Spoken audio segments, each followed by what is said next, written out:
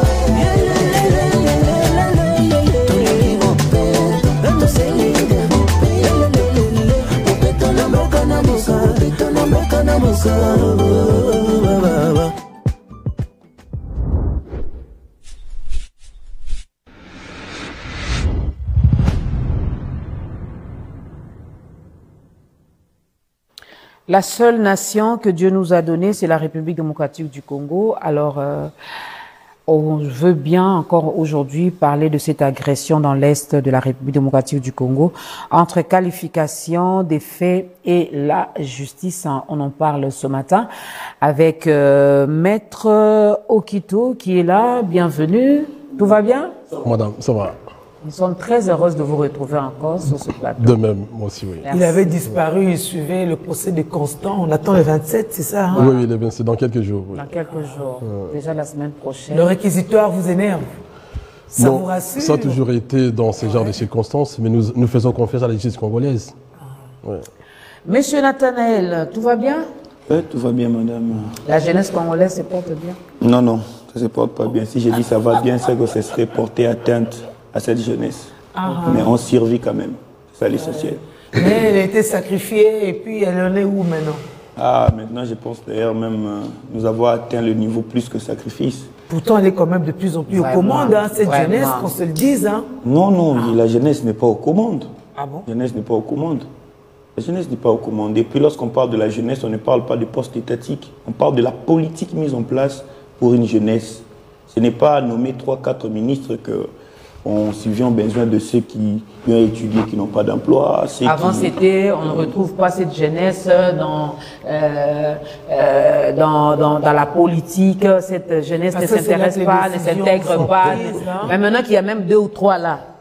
Non, non. Donc, il y a aussi l'entrepreneuriat. On est en train de bien baliser le chemin vraiment. Pour entreprendre, tout ça se retrouver. On ne peut pas entreprendre dans un pays où il n'y a pas des banques qui peuvent accompagner les entrepreneurs. Le climat d'affaires n'est pas assaini. L'entrepreneuriat, c'est tout un secteur qu'il faut prendre vraiment en charge. Qui est ces commerçants, qui est cet entrepreneur qui ira prendre crédit des 28%, 30% pour gagner quoi?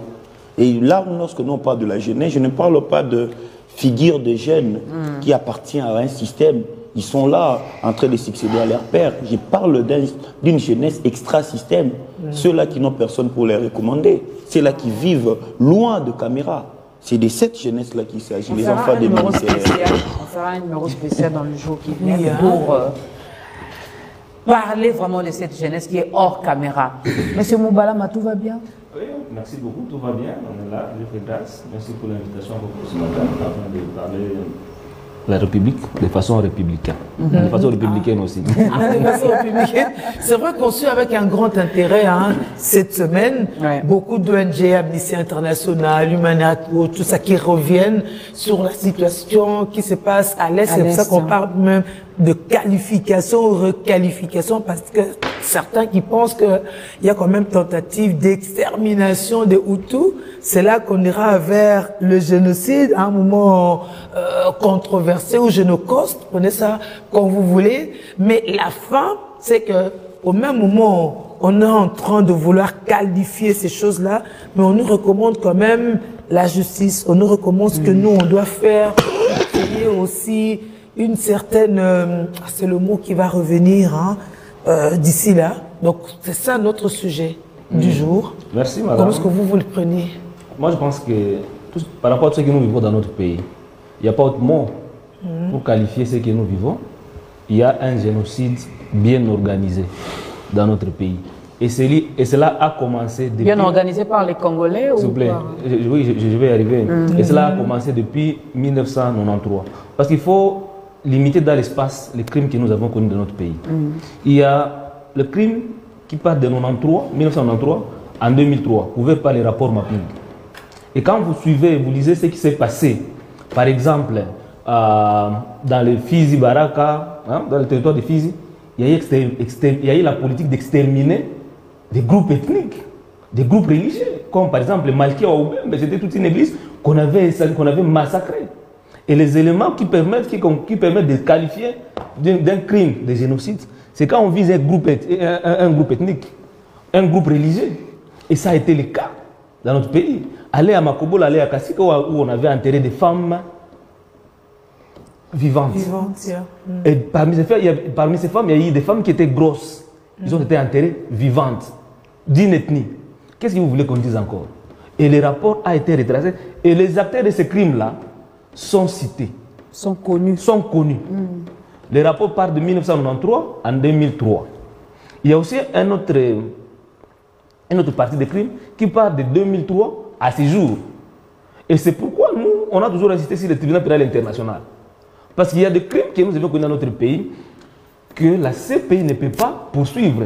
D'autant plus que la CPI a été créée en 2002. Ouais. Les actions de la CPI ne sont pas rétroactives, ne peut pas suivre. Hein. Mais le tribunal pénal international peut suivre tous ces crimes-là, de 1993 en 2003. Donc, et le tribunal pénal international, cela revient, n'est-ce pas, au gouvernement congolais de demander à ce que le Conseil de sécurité des Nations Unies puisse établir ce tribunal-là pour la RDC. Et il y a des cas aujourd'hui dans le monde, à Kosovo, après la guerre civile à Kosovo, il y a eu le tribunal pénal international pour la Kosovo et a produit des effets. Et cela a facilité de consolider la paix au Kosovo.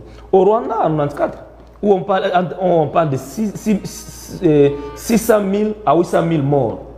Après, le gouvernement rwandais avait demandé le tribunal pénal international. Et jusqu'aujourd'hui, 30 ans après, ça continue à produire des effets parce qu'il y a des Rwandais qui continuent à être poursuivis, qui sont cités dans les génocides. Un vieux de 75 a été arrêté à Paris récemment. Pourquoi pas la RDC? Mais également, de 2003 à ce jour, les rapports existent, différents rapports existent de ces pays, de différentes organisations des droits humains, comme Human Rights Watch, et comme ça, y compris aussi la Fondation Panzi, de Mukwege qui a fait des rapports, il y a des preuves qui sont là. Mais ça revient au gouvernement congolais de demander à ce que le tribunal pénal international soit établi, ainsi que la mise en œuvre des actions de la CPI. Mais il y a des limites. Il y a des problèmes qui posent à ce que le tribunal pénal ne soit pas établi dans notre pays. On va revenir sur ce problème-là, sur ces limites. Non, le temps que les autres parlent aussi, parce que retenez vraiment ces limites-là, ces problèmes-là, nous allons revenir vers vous, Maître Okito, votre point de vue. Oui, et merci madame. Et vous savez très bien que le génocide, c'est l'effet d'exterminer un groupe humain, l'intention envers d'éliminer un groupe à cause des religions raciales et ethniques, une intention programmée de détruire des individus parce que, et c'est ça les éléments, je peux dire, les éléments matériels du génocide. Et dans notre pays, vous savez très bien que depuis l'effondrement du régime de Mobutu, jusqu'à aujourd'hui, la RDC se trouve dans une situation presque de sans-État, où à l'est du pays, nous avons plusieurs groupes armés avec des tensions, avec des individus qui ne s'entendent pas, avec des communautés qui ne s'entendent pas. Et nous connaissons, comme l'a souligné, les rapports Mapping qui a dévoilé. C'est un rapport très complet. Hein. Parce qu'on n'est pas oublié que la justice internationale a un caractère subsidiaire complémentaire. C'est d'abord la justice nationale qui doit faire ce travail. Les rapports Mapping, c'est un rapport complet parce que les bourreaux sont là, les faits, la nature, tout ça. Si dans notre pays, il y avait une justice debout, on pouvait peut-être parler au moins de cette question aujourd'hui. Mais ce qui est vrai, c'est qu'il y a des actes qui rentrent dans la définition matérielle du génocide à l'est du pays. Mais à cela, il faut les retenir que la qualification du génocide ou la reconnaissance du génocide dépend de la volonté des États concernés. La France a pris du temps pour reconnaître le génocide arménien. Hein, c'est très longtemps, c'est récemment que la France a reconnu.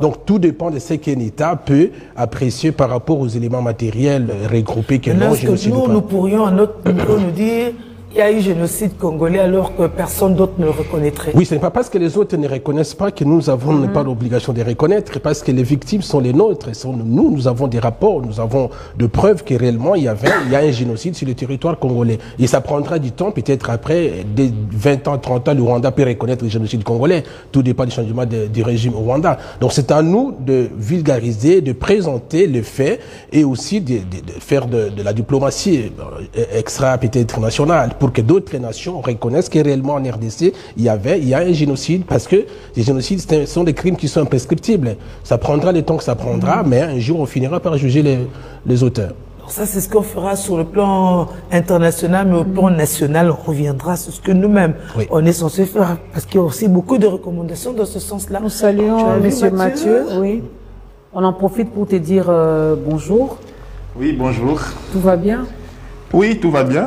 Toujours un plaisir d'être sur le plateau. Et le sujet est très intéressant. Mais j'ai l'impression que le temps, j'espère qu'on pourra en parler aussi prochainement, le lundi par exemple. On dit les crimes imprescriptibles, les génocides imprescriptibles, donc ça peut s'étendre. Vous savez, cette notion de... J'aime bien le sujet de la qualification. C'est très important. Pourquoi? Parce que cette qualification doit d'abord s'inscrire dans le temps.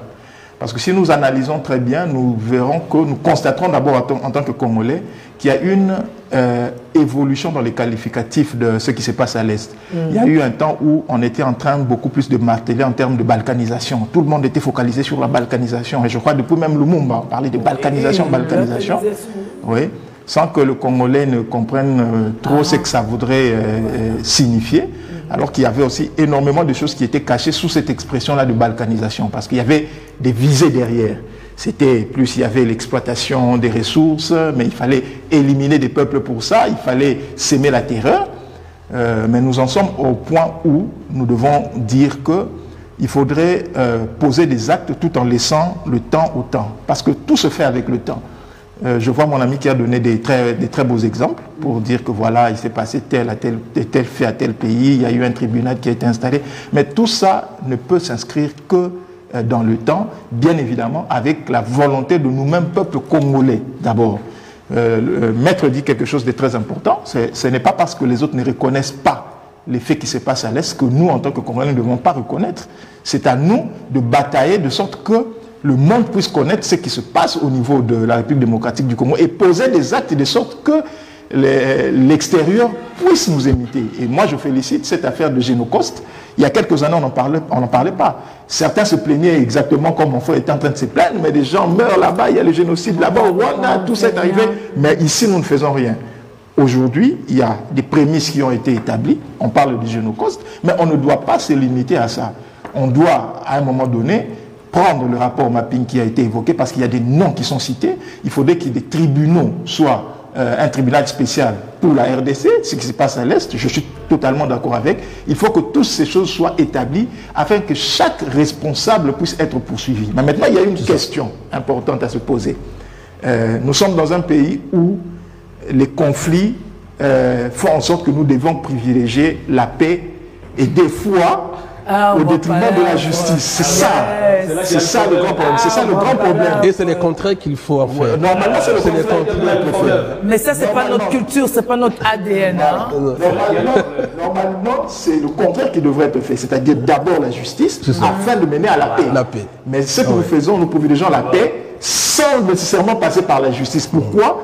Parce que la justice fait en sorte qu'il y a certains responsables assez influents qui font répercuter les condamnations ou ces actes sur sa communauté ou sur d'autres, ce qui fait en sorte qu'on est dans une forme de bulle. Mais à un moment donné, on doit arrêter tout ça, on doit se dire que nous appliquons la justice ou rien. Et je peux compléter mon confrère. Allez-y, maître, rapidement. Lors de son premier voyage à Paris, moi j'étais là, Tshisekedi, en 2019, j'étais dans la salle, c'était à Saint-Denis. Il a promis qu'il y aurait un tribunal pénal pour la RDC. Tout le monde avait applaudi. Il n'y aura pas la paix sans justice. Parce que la justice évite l'accumulation de la violence. Voilà. Parce que si les victimes aujourd'hui ne sont pas rentrées dans leurs droits ou les ayants cause, ils vont garder des rancunes, des rancœurs pour reproduire la violence. Donc il faut qu'il y ait une justice impartiale, distributive et réparatrice, en fait de réconcilier les citoyens entre eux. Donc, c'est là où je me pose la question, comment voudriez-vous signer un accord de paix sans qu'il y ait la justice? C'est ça. Donc, vraiment, c'est quelque chose que nous rappelons, Monsieur le Président, parce qu'en démocratie, il faut dire ce qu'on a fait et faire ce qu'on avait dit. Il faut qu'il y ait un tribunal pénal surtout pour la ça. RDC. Surtout faire ce qu'on a dit. Monsieur Nathanaël, vous avez la parole. Merci beaucoup. Moi, je pense que tout a été évoqué, mais la question principale, c'est la création de l'État. Il faut créer une structure qui fonctionne et doter cette structure. Maintenant, c'est ce qui doit être fait. Hein. Cette structure de l'identité. Le Congo, jusqu'à ce jour, n'est pas encore un État, au vrai sens du mot. Nous faisons toutes les actions que nous menons. Les politiciens n'aiment pas entendre ça. Hein. Bon, quand déplaise aux politiciens, nous parlons de la réalité. Vous savez, lorsqu'on crée un État, on n'agit pas sur base des émotions des gens. On agit plutôt sur base de la structure mise en place. Et c'est lorsqu'on aura un État fort, qui fonctionne, doté d'une identité, parce que nous n'avons pas une identité d'abord étatique. Quand vous regardez l'identité rwandaise, vous allez remarquer que ce sont d'abord les gens, les expansionnistes, les gens qui vendent leur génocide à la face du monde, ils implorent la pitié, ils ont une politique étrangère, que nous, aujourd'hui, tout change au fur et à mesure que les acteurs politiques changent. Voilà. Parce que ce qui se passe à l'Est, ça concerne tout un peuple.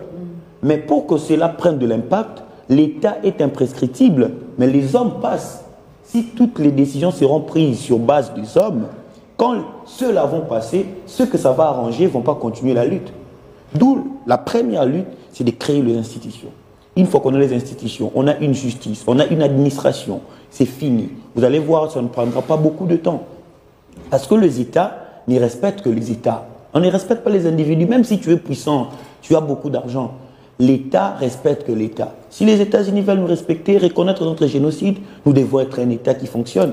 Si l'Ouganda veut nous respecter, on doit être un État qui fonctionne. Mais regardez-nous, pendant que les autres créent des États, nous, on se sert de la pitié pour garantir nos intérêts.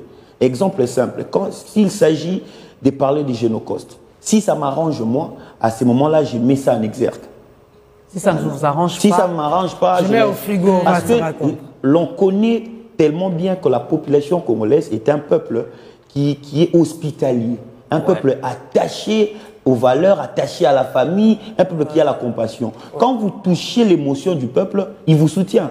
Et l'unique moyen de toucher l'émotion du peuple, il faut entretenir ces génocides. Quand il s'agit, vous allez leur vendre à un moment, vous savez, c'est lui notre adversaire. Quand ça devient très chaud, le peuple s'active. Mais quand maintenant ça vous arrange, vous laissez. Ouais. Si nous étions dans un pays très organisé, je vous rassure, cette affaire n'allait pas même faire le débat à la télévision. Ça allait être une affaire où tout Congolais à naissance, il sait qu'il y a génocide à l'Est. Et ceci devait être enseigné même dans nos écoles. Ouais. L'enseignant lui-même n'a pas encore compris. L'enseignant l'enseigne. Lui-même ne comprend rien. L'enseignant l'enseigne Diekouka ou encore aujourd'hui, et pourtant il ignore qu'il y a nos frères, nos mères qui sont massacrés. Donc voilà pourquoi je recommence en disant il faut créer un État. Même nous qui critiquons, même ceux qui gèrent, le but ultime, c'est la création d'un État. Si on crée un État, je vous rassure, les histoires des accords pour préserver la paix n'existera plus. Ce qui préserve la paix, c'est la justice. On ne peut pas mettre la justice au frigo pour faire sortir les intentions politiques. Quand vous regardez les rapports mapping, vous allez voir 60% de ceux qui sont cités dans les rapports mapping se retrouvent dans l'administration aujourd'hui. C'est ça. Mais dites-moi, vous allez activer quelle justice? Et pourtant, cette personne-là est considérée comme un leader d'un coin, un leader de l'autre côté. Quand vous parlez rapport mapping, c'est là le problème que nous avons en RDC. Vous savez très bien que ce n'est pas seulement les rapports mapping. Nous avons les livres blancs de Léonard Chokitondo. Nous avons plusieurs rapports des experts, des neutres des Nations Unies qui détaillent la situation congolaise. Il a bien parlé, c'est l'absence de l'État. Parce que les gens pensent que si nous avons l'hymne national, un président ou un gouvernement, c'est pas ça l'État. L'État, c'est cette organisation politique capable d'assurer les charges régaliennes, les missions traditionnelles, la sécurité, la défense, le bien-être collectif, la cohésion nationale et la paix sociale. Si notre État n'est pas en mesure de nous garantir la paix et la sécurité, ce n'est plus l'État. Nous sommes dans ce que l'on appelle aujourd'hui je peux le dire, dire la faillite assourdissante de l'État. C'est-à-dire l'État est absent, il est absorbé par un petit groupe d'individus qui se partagent les avantages économiques du pouvoir en oubliant les tâches et les missions traditionnelles de l'État. Il faut reconstruire ce grand pays. Si on ne reconstruit pas la RDC, madame, croyez-moi, il y aura des génocides encore pendant 20 ans, pendant 30 ans. La renaissance de l'État pour que cet État soit à mesure de nous garantir la paix sociale. Monsieur Moubala, merci beaucoup. L'essentiel a été dit ici. Mais nous allons toujours dire que les accords de paix viennent pour qu'il y ait cessé le fait.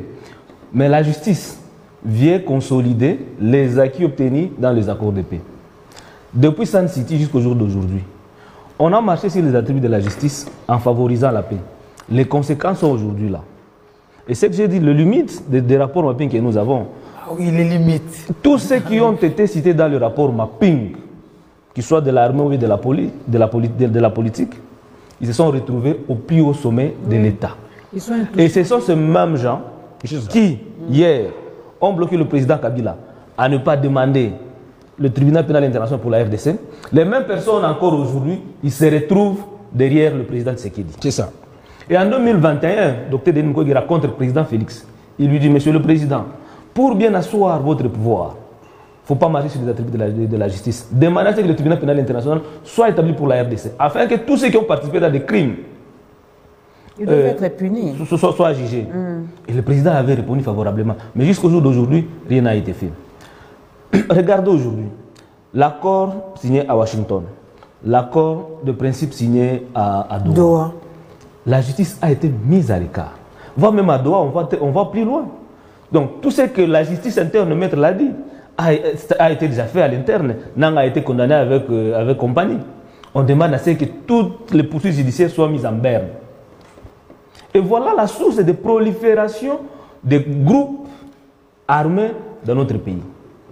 C'est ça aussi. Il y a plusieurs groupes qui sont là, les groupes d'autodéfense, qui ont vécu des affres de guerre, qui ont perdu tout un village. Mais le sens même de Ouazalendo, c'est cela, non? Les Ouazalendo, c'est cela. Ils ont tout perdu et puis ils deviennent résistants. La justice, on ne peut jamais imaginer une paix quelconque en RDC sans que la justice ne soit faite. Et donc, c'est la recommandation que nous faisons aujourd'hui de travailler sur la justice. Permettez-moi de revenir un peu pour terminer sur les génocostes. Quand vous voyez comment est-ce que le génocostes a été célébré au pays, c'était presque de la récupération politicienne. Nous avons la facilité de copier le Rwanda dans les affaires culturelles, visite Rwanda, Congo centre de la RDC. Et on peut débourser des millions. Mais moi je me pose la question, pourquoi est-ce qu'on ne peut pas aussi copier la façon dont les Rwandais célèbrent les génocides chez eux? Parce que les jours de la célébration des génocides au Rwanda, tout est à berne, tout est fermé comme activité. Nous sommes là aussi, on pleure, il y a beaucoup de larmes, non? Le jour, le 2 août, le chef de l'État a été à Tembe avec un petit poignet de gens qui les supportent. Et parmi ces petits poignets-là, il y a des bourreaux des Congolais dedans, qui sont cités dans les rapports mapping. J'étais là au tribune en train de voir leurs victimes. Et juste après, on a jeté ça dans les oubliettes. Nous les avons tous retrouvés avec en tenue de mariage à l'effigie du chef de l'État. Aller faire maintenant ce qui est essentiel pour eux, la réunion des unions sacrées. Tout ce qui est génocide, on a oublié. Et pourtant, on pouvait prendre une semaine de commémoration, de réflexion et vendre, comme le Rwanda vend, les génocides au Rwanda. On peut aussi vendre les nôtres. Et ça va attirer même. On a comme les faire en petits morceaux comme ça. Non, on ne fait rien. On traverse. On doit d'abord commencer par reconnaître à l'interne de façon officielle qu'il y a eu génocide. C'est sous ça comme M. Onogomba a dit ici, on doit enseigner ça à l'école. Ça doit être reconnu. Il faut qu'il y ait une loi qui encadre l'activité des génocides. Fonarev et les autres travaillent sur ça. Les experts s'il vous plaît, madame, son argumentaire. Vous parlez de Fonarev. C'est là qu'il y a la faiblesse. Je vois bien Nathanaël sourire. C'est là qu'il y a la faiblesse de la RDC. On nage sur les étapes. Fonarev, c'est un élément de la justice traditionnelle, je peux dire ça comme ça. Mais est-ce que la justice traditionnelle a-t-il été établie dans notre pays? La justice traditionnelle commence par la reconnaissance de la vérité, le rétablissement de la vérité. Le jugement de victimes, des acteurs de crimes. Après, c'est la réparation. C'est là qu'intervient le Fonarev. Et après, il faut avoir la garantie de nos répétitions. Mais nous, on part vite mettre en place le Fonarev. On ne sait pas ce qui s'est passé. On n'a pas jugé les gens. On est en train de réparer qui? Parce que les victimes ne sont pas connues. Et regardez la conséquence de non-établissement de la justice traditionnelle, Thomas Lubanga a été jugé, il a fait 14 ans à la CPI. Mais il revient au pays, c'est le gouvernement congolais qui lui donne encore les moyens. Aujourd'hui, il se retrouve dans la rébellion à Ituri. C'est ça. Voilà le problème que nous vivons dans notre pays. Ça sera aussi votre conclusion pour aujourd'hui. Moi, je pense que c'est vrai que nous devons être rigoureux avec ceux qui nous dirigent et dans cette rigueur, nous devons intérioriser le fait que le génocauste, ce sont des crimes qui se sont déroulés, mais cette reconnaissance d'abord en interne ne date que de je pense que la deuxième année. Oui. D'accord? Donc, c'est perfectible. Et le fait d'être perfectible part par le fait que nous poussons des arguments pour dire que sur ce point, il faudrait améliorer. Et il y a un point très important pour lequel moi je pense toujours que la justice ne devrait pas précéder les accords de paix. Pourquoi? Parce que nous sommes justement dans cette configuration pour lesquelles nous avons condamné Nanga, n'est-ce pas? Mais au final, la justice s'est prononcée sur Nanga. Mais au final, on va pour signer des accords de paix avec. Donc, à un moment donné, l'accord de paix semble avoir un ascendant sur la justice. Alors que normalement, on doit signer d'abord des accords de paix et après, dans ces accords de paix, marquer des spécificités de sorte que la justice fasse son travail après et ensuite reparer. Moi, je pense que... Nous insistons toujours sur la revitalisation de l'accord cadre d'Addis Abeba. Parce qu'au moins, à Addis Abeba, on a demandé à ce que la justice traditionnelle soit établie pour la RDC. Malheureusement, l'accord cadre d'Addis Abeba, ça a été mis au frigo. On ne veut pas en parler. Et Nathanaël dit quelque chose de très important. C'est chaque Congolais qui doit s'approprier cette affaire de l'Est.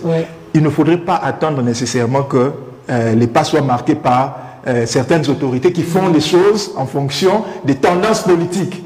Parce qu'il y a quelque chose de très important. Il ne faudrait pas que demain, parce que nous sommes dans cette conception-là, demain, il y a un autre régime qui arrivera et estimera que ce qu'a fait le régime passé, c'était pour sa visibilité et va marquer le pas sur autre chose. On assiste à ce phénomène même avec le régime qui est actuel, c'est-à-dire que tout ce qui a été fait dans le passé, c'était mauvais, alors qu'il y a quand même certains points qu'on peut prendre et puis améliorer. Donc, il faudrait que l'on dépasse cette perception de choses afin que l'on se dise en tant que Congolais d'abord. Pas en tant que membre de parti X, Y, Z, non. En tant que Congolais d'abord, que pouvons-nous faire? Comment devons-nous agir? Comment pouvons-nous nous approprier cette affaire de l'Est de la République démocratique du Congo? L'État congolais. Maître. Non, merci madame de votre invitation, mais il est aussi de votre devoir, vous médias, de vulgariser, que les historiens écrivent, qu'il y ait des ouvrages sur les génocides. Vous savez très bien que le nombre de morts congolais, c'est 3 fois plus le nombre de morts rwandais. Mais le Rwanda a gagné la confiance internationale parce que le Rwanda a investi dans ce génocide. Plus ou moins dans des émissions. C'est ça. La partie congolaise, nous savons très bien, comme l'a dit, il y a des autorités nationales qui sont impliquées, qui sont des bourreaux aujourd'hui, parce que peut-être nous oublions, ce sont des bourreaux, toutes les personnes normalement qui devraient être jugées et condamnées. Et ce sont les mêmes personnes. Aux médias de les citer aujourd'hui comme bourreaux, parce que si quelqu'un est excellence, on ne l'appelle pas bourreau. Ah oui, non. On ne lui rappelle pas qu'il fut rebelle. Non. Moi, ce qui m'a choqué un peu, lorsque le président Tshisekedi à Lubumbashi a déclaré que je ne suis pas venu fouiner dans les passés.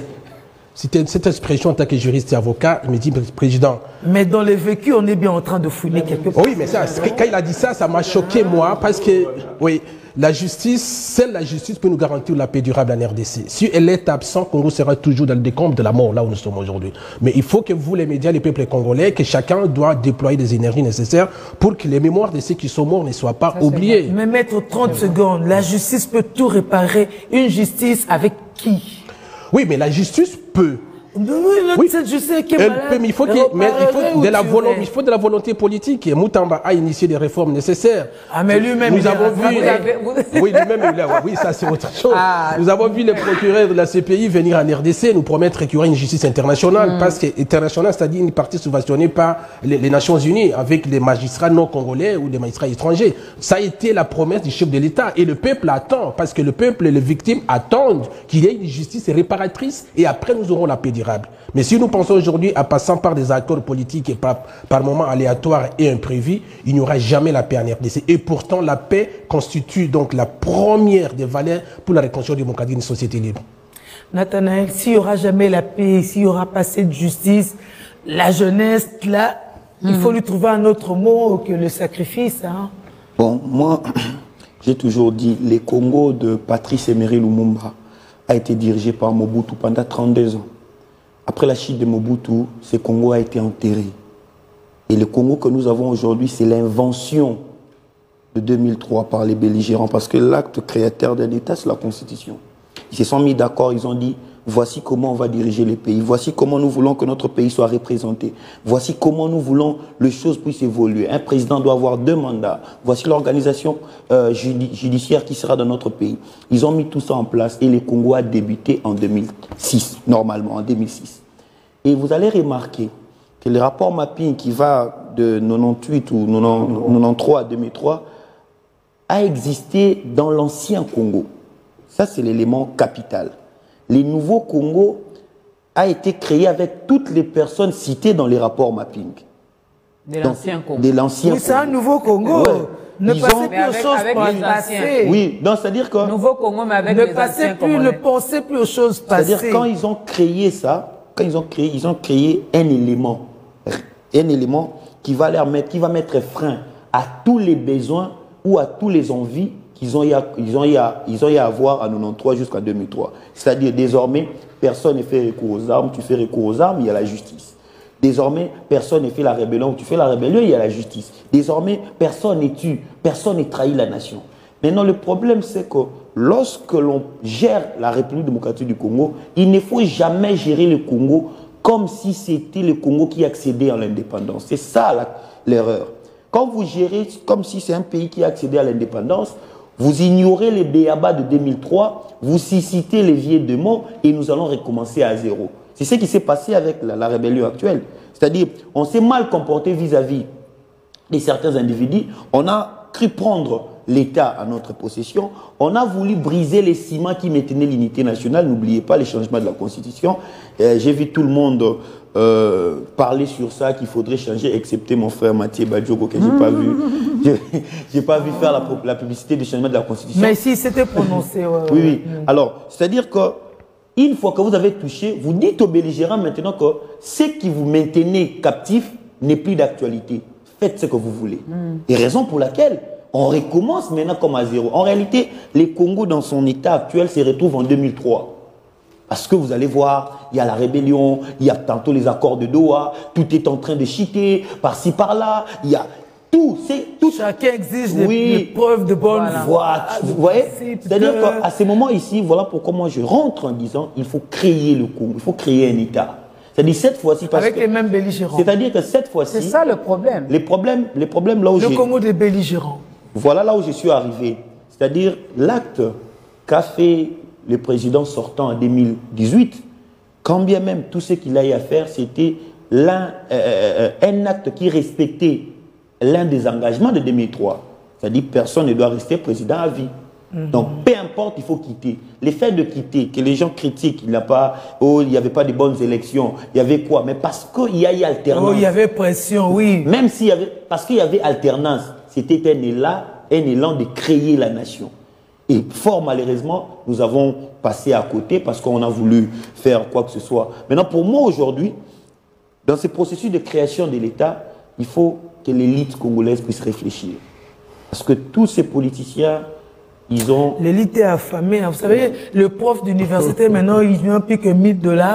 Eux aussi vont reprendre leur grève bientôt. Ah bon? Des accords non remplis. Même les véhicules qu'on leur a promis, là, apparemment, le gouvernement ne donne même pas le pouvoir d'achat. C'est pour ça que beaucoup de professeurs d'université meurent. Ils ont faim. Ils n'ont plus rien. Mais comment expliquez-vous, nous sommes dans un état où aujourd'hui on nous prouve que les études ne sont plus un élément capital pour la détermination de la compétence de quelqu'un. Donc c'est normal que l'on puisse... La recherche scientifique, le syndicat est allé voir la ministre mais on a supprimé les pour ministères, revitaliser. Non, mais on a mis ensemble SU recherche scientifique. Tous les syndicats sont allés la voir pour dire... Le problème c'est qu'à la création de l'État, on crée d'abord, parce que l'élément constitutif de l'État, c'est la population dans le peuple, le territoire, le pouvoir politique et la souveraineté. La population, là, ce n'est pas les gens qui habitent. Non, non. Ce sont les gens créés, qui réfléchissent tels que vous voulez. C'est-à-dire, on n'a pas de Congolais. On avait qu'un Zaïrois qui est mort, mais on n'a pas de Congolais. Culture congolaise, il n'y en a pas. Nous avons les gens qui habitent les Congos, mais qui rêvent d'aller à l'étranger. Ah oui, les gens qui habitent le Congo. Le corps est ici, mais Oui, qui parlent, qui voient les avenues d'ailleurs. Je vous donne d'ici 20 ans, on n'aura plus de langues nationales. Il y a que maître qui revient. On n'aura plus nos dialectes couramment ici. D'ici 20 ans, il n'y en aura plus.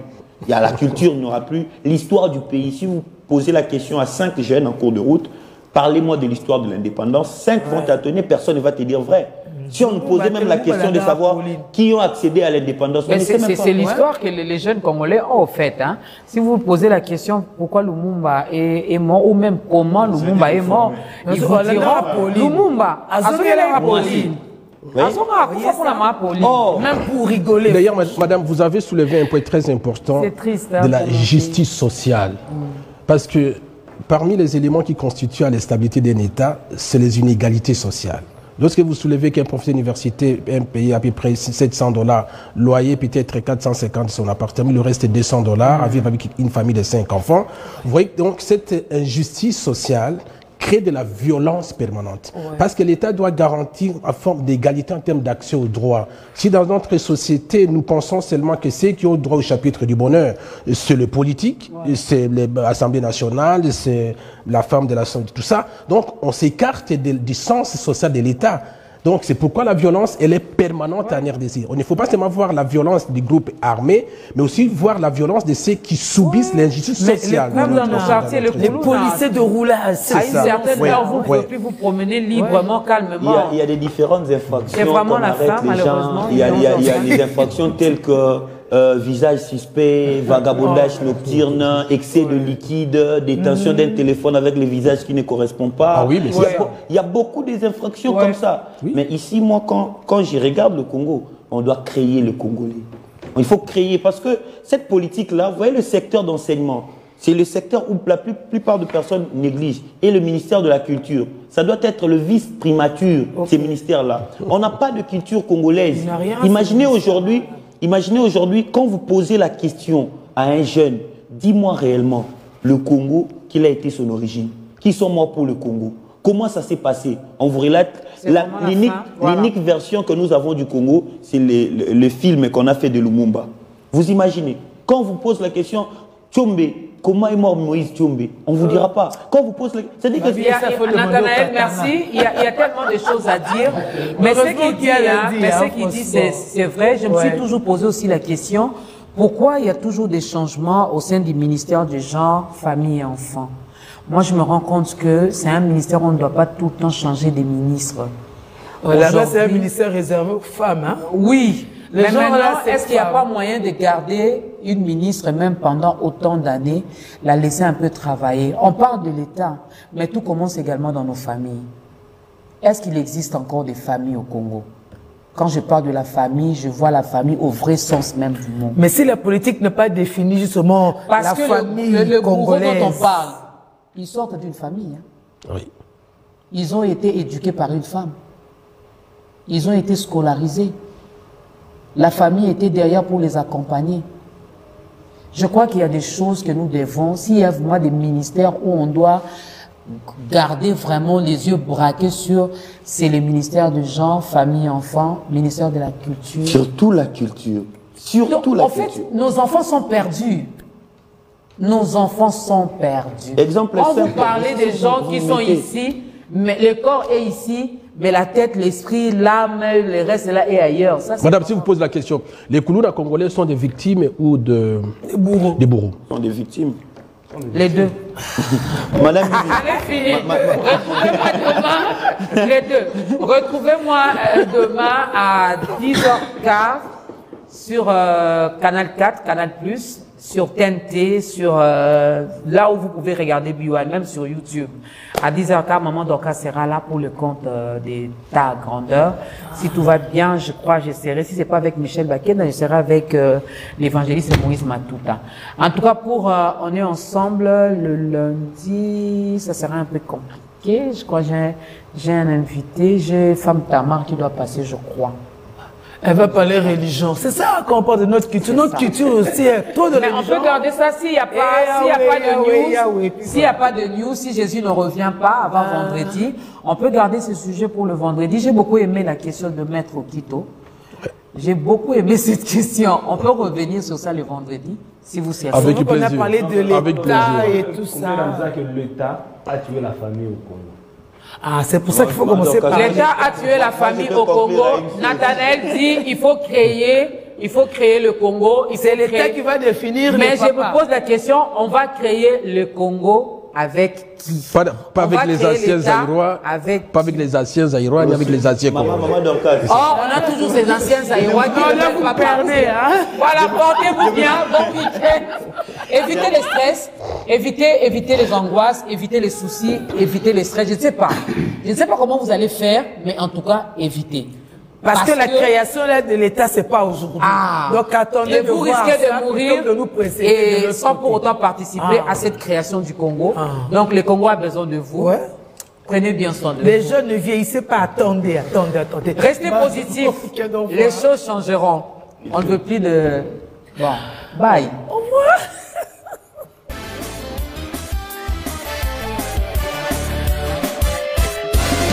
Joyeux anniversaire.